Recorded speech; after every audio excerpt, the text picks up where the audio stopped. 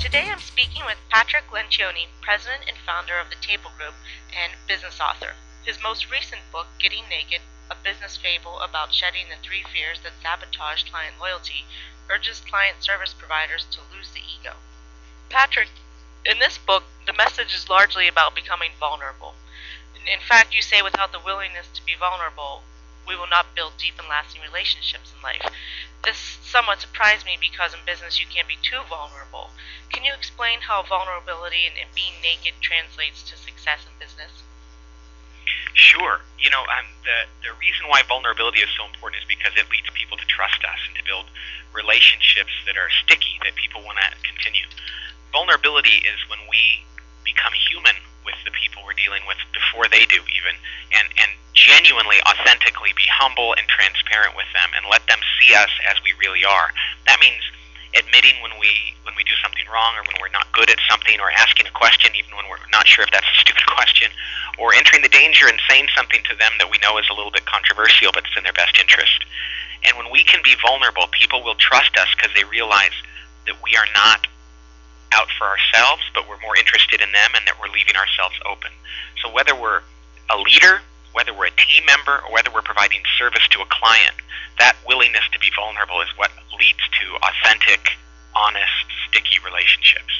I see. Well, that makes sense. You, in fact, in the book provide a framework for overcoming one's fears that sabotage them from achieving trust and becoming vulnerable. You say we're susceptible to 3 main fears. Can you describe what those are? Sure. The first fear, which is very natural, is the fear of losing the business or the account. I mean, nobody wants to go into work with a client and put that client or that account in jeopardy. And yet, when we do things that avoid putting that account in jeopardy, we actually destroy trust. What I mean by that is we have to actually take actions and say things that put us at risk of losing the business, whether that's in the sales process by telling them the truth, or by asking difficult questions, or whether that's servicing the client afterward. If we're not willing to confront them with what they need to hear, or ask those questions that they need to hear, even if that means they might reject us and get frustrated with us, if we don't do that, we have no right to expect them to trust us. So it's precisely by overcoming the fear of losing the business that we do what is best to keep the business. It's kind of ironic. The second fear is the fear of being embarrassed or looking stupid in front of a client.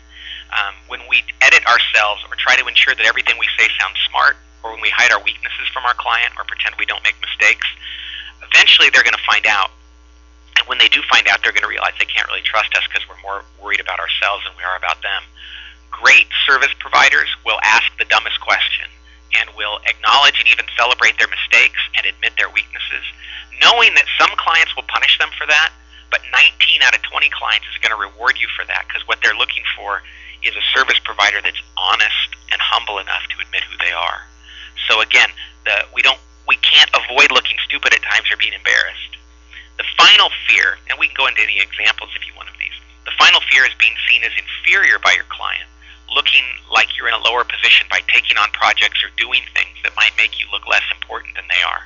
But clients ultimately want to know that what's most important to us is their success, whether that means we do something that seems beneath us or below us, or whether that means we have to take a bullet for them and stand in the way of something difficult. Our job is not to look like we're better than they are. Our job is to serve them.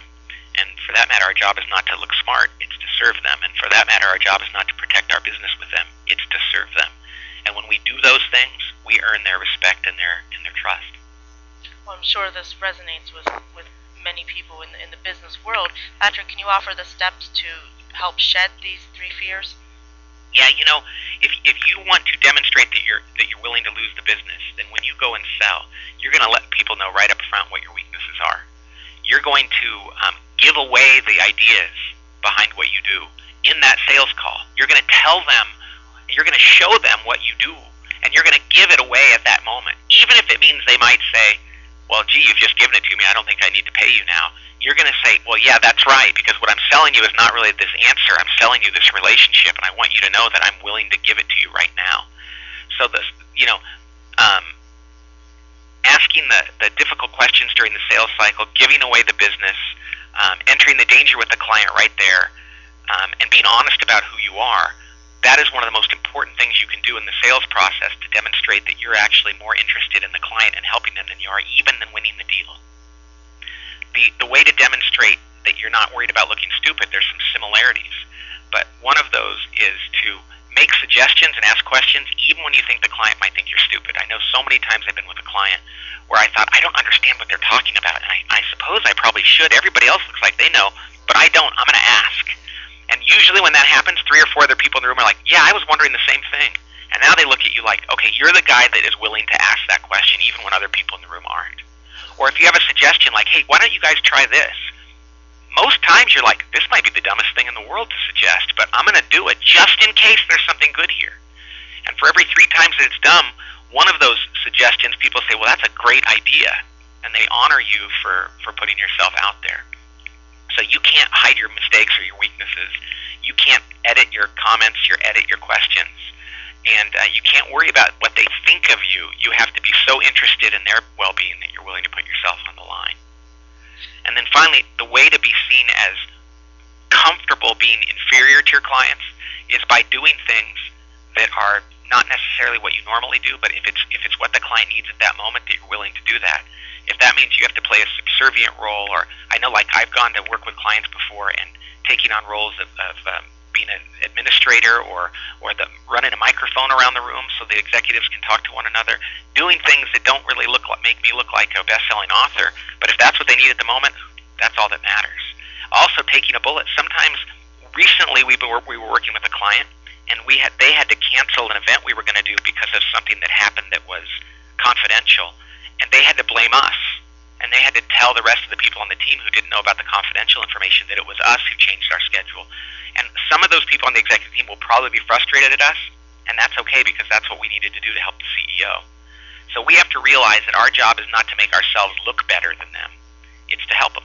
So those are some of the very specific things that you can do that are going to demonstrate to a client that you're not interested in anything but helping them, even if you look dumb, even if you lose their business, even if you look inferior to them. This is great advice, Patrick, and definitely there are principles that we could all take beyond the world of consulting. So thank you so much for speaking with me today. It's been a pleasure. Oh, it's been wonderful being on, and I hope your readers find this to be helpful.